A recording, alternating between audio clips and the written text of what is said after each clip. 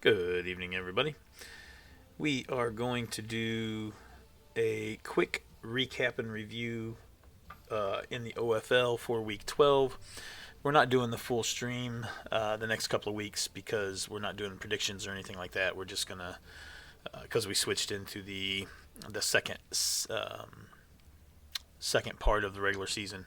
So I'm just going to do a quick review of the results. I'm by myself tonight because I wanted to get this done real quick and get this out for everybody to see as we have 2 weeks left in the regular season before the playoffs start. As I said, at the conclusion of week 11, we completed the first part of the regular season. We are now into the second part of the regular season where every coach is in a competition that is with just their division mates. So, for instance, the AFC South is these four coaches in that competition, and each coach will play the other three coaches one more time to give them a second match against their division foes in the regular season. At the end of those three games, which would be week 14, the playoffs will begin. And free agent season has closed down at the end of week 11, so there's no more free agent purchases. I'll get it out sooner or later. So yeah, people are just stuck with their rosters as they are right now, minus any rookies that they may buy brand new, but no free agents can be bought. So we'll just go real quick through the results of week 12 in the AFC. Vivo and Calderac. Vivo won 1-0. Bugman and Lloyd White with the Dark Elves. The Dark Elves won 2-1. Mamudis with his Amazons against Squirm, and the Amazons won 2-1 there. Nick and Doc Oz didn't get played because Doc Oz is away and out of the country currently. So Nick gets the 2-0 admin win there. Elarisha with the Vamps wins 1-0 over Kalis Real and the Underworld. And then Nomenesio, or Walshy Mate, with his Lizards, loses 2-0 to Manile and his Nurgle. So that is the AFC results. Now we'll take a quick look at the standings in the AFC. This is current and up to date with all matches played. You can see in the north that Calderac has a very clear lead with 10 points. In fact, he has locked up the AFC North number one position, so he will be the team to advance to the playoffs out of this division. Vivo is 4 games behind, sitting at 6 points, and then a half point behind Vivo is Lloyd White with the Dark Elves. Mamudis in the Central at 7.5 has a 1.5 point lead over Squirm. So Mamudis would have to lose their last 2 matches and Squirm win their last 2 matches in order for Squirm to take first place there. So Mamudis has almost got that one locked up. And then 2 full points behind is Doc Oz. There could potentially be some math where Doc Oz could win on a tiebreaker. I haven't checked all the tiebreakers, so I don't know for sure, but it is possible, without me doing any checking at least, that he could still get in there. And there's always the wild card still to play for.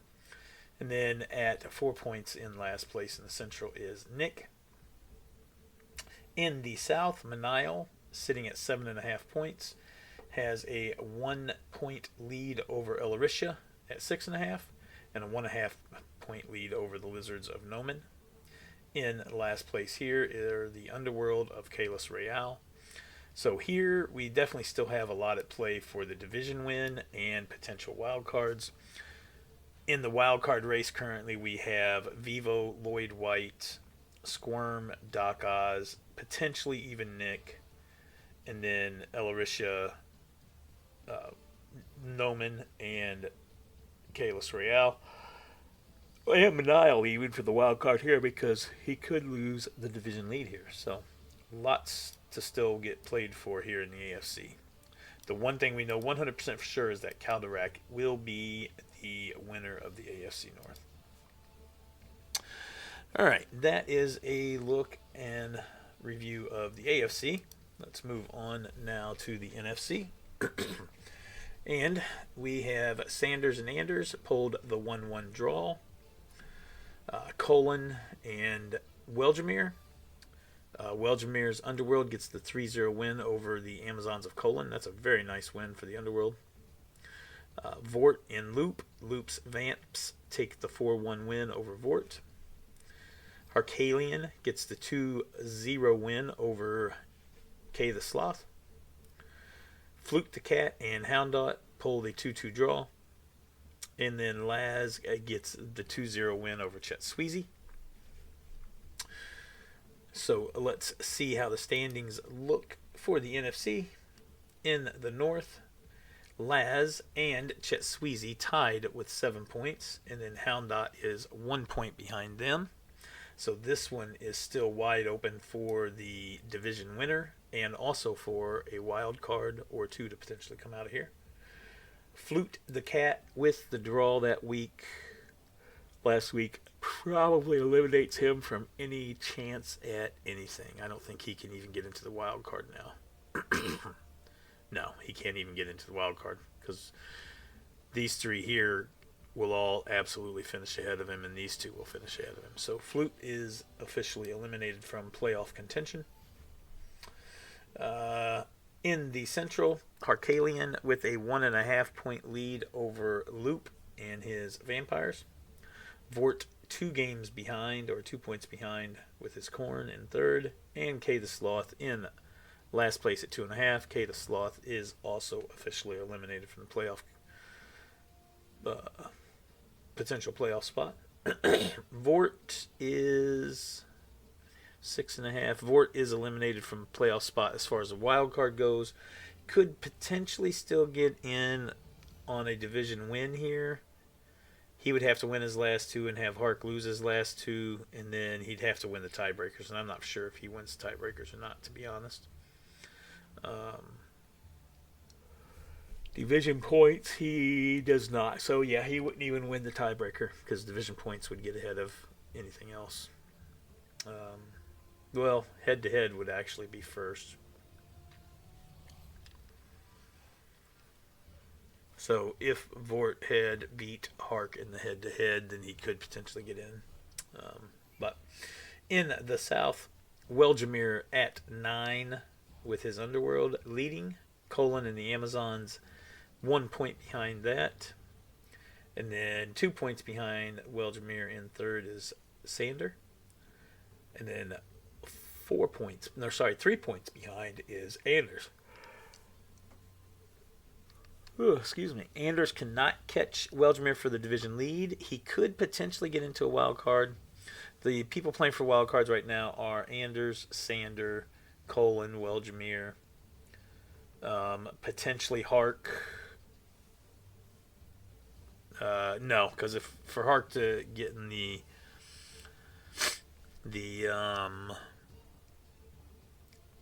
race for the wild card, he'd have to win at least one game, and if he wins at least one game, he just wins the division outright. Loop maybe possibly could get in there, but doubtful.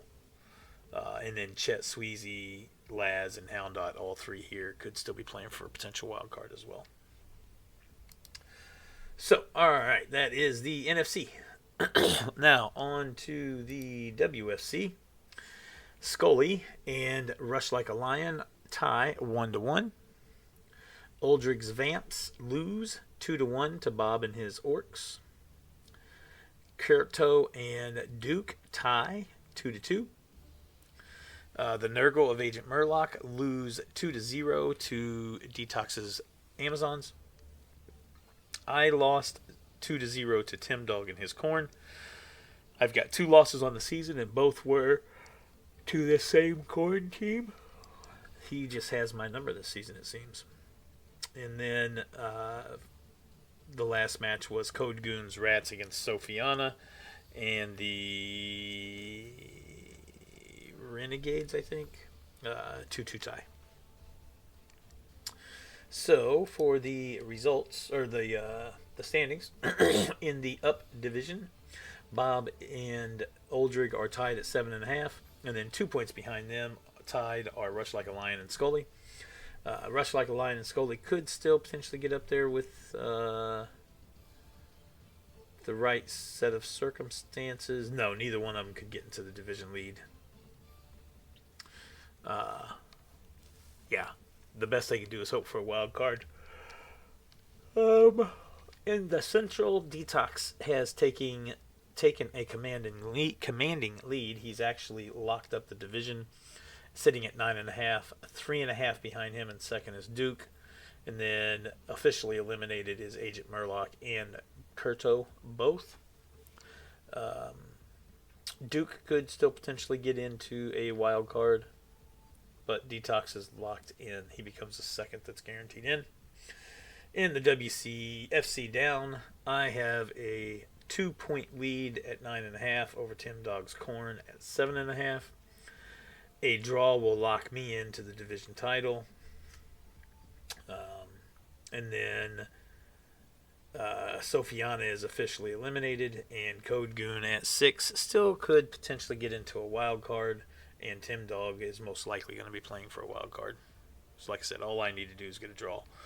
If I lose twice and Tim Dog wins twice, then Tim Dog would most likely own the tiebreaker over me. So that is the WFC. Now let's figure out, or go over the results of the LFC. We had RTSD with his Vamps getting the 1-1 draw against Mr. Plasmid. So Mr. Plasmid is finally off the perfect record going the wrong way. He no longer is all losses. He has a draw. Dracnian and Galentio. Galentio's Lizards win 1-0. Ethel and his Norse take the 2-0 win over the Dwarves of Loki. That's a big win for Ethel with his Norse. Very nice win for him. Mats takes the 2-0 win over Vala III. Darkwing and Meekernator pull the 1-1 draw. And then Khornight and Itchin. Khornight's Necro take the 3-1 win over Itchin. So that is it for the results. Now let's look at the LFC. In the North, Khornight has locked up the division title there at 9 points. Itchin and Meekernator are both tied for second at 5.5, and then 1 point behind that is Darkwing. I don't think the two at 5.5 could still potentially get a wild card, but Darkwing is officially eliminated. Yes. In the Central, Mats and Vala both at 7 points, tied for the division lead. A 0.5 point behind that is Loki's Dwarves. And then 1.5 point at the bottom is Ethel. All 4 coaches still in the running for the division win and for a potential wild card here. And then in the South, Galentio in the lead at 9.5. RTSD 1 point behind him at 8.5. Dracnian is at 3, and Plasmid is at 0.5 with that draw that he just got. So Plasmid and Dracnian are officially eliminated. And then these two, Galentio and RTSD, one will be the division winner, the other will be a wild card. So there are your standings. Now, here's a look at our playoffs as they stand. AFC, the NFC, the LFC, the WFC. Those are your 5 teams from each. The overall seeds. Currently, Calderac would be the 1 seed, then Galentio, then Detox, then me, then Welgemere, Khornight, Mamudis, Bob, Manio, Laz, Mats, and Harkanian. That's currently how it would shake up. That's going to change. And obviously, tiebreakers aren't fully taken into effect here because I cannot account for head-to-head in the automatic figuring of the standings, etc. So these could change just a bit. And then, last but not least, and everybody's favorite, the top 5s. After week 12. Oh, I need to update this. I have not updated this in a while, have I? Wins. Three-way tie at the top between Detox, myself, and Galentio, all with 9. And then behind us at 8 is Kaldarak and Weldramere.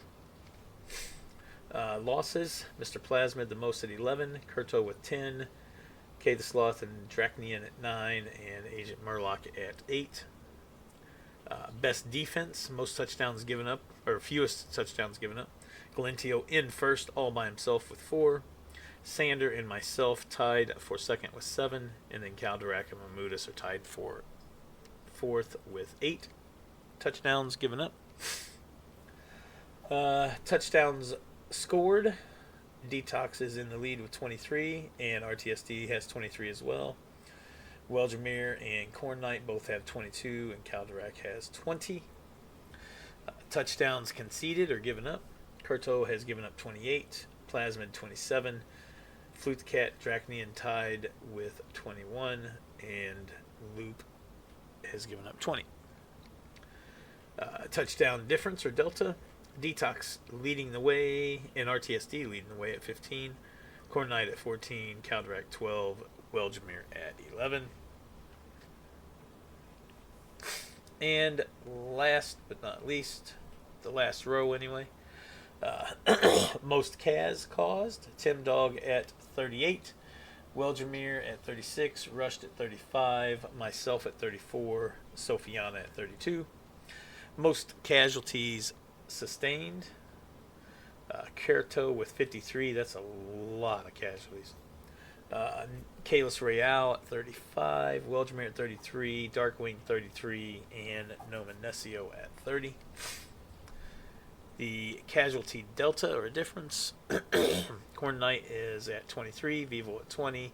Tim Dog 19. Anders 14. Kaldarak 13. And finally, the one that matters the most fouls. Rushed Like a Lion with his goblins are up to 84 fouls in 12 games. That's pretty crazy. Kalis Royale at 54. Ethelred and his Norse at 51. Chet Sweezy and the Nurgle at 39. And Weldramere with his Underworld at 35. All right. So there you go. A quick and easy one tonight. That is going to be it for this one, guys. I will be back and do this again next week after week 13, just to get a quick results and standings update for the playoffs run. I hope everybody enjoys the shortened version, and hope you have a great rest of your week. Good luck to everybody in their matches this week.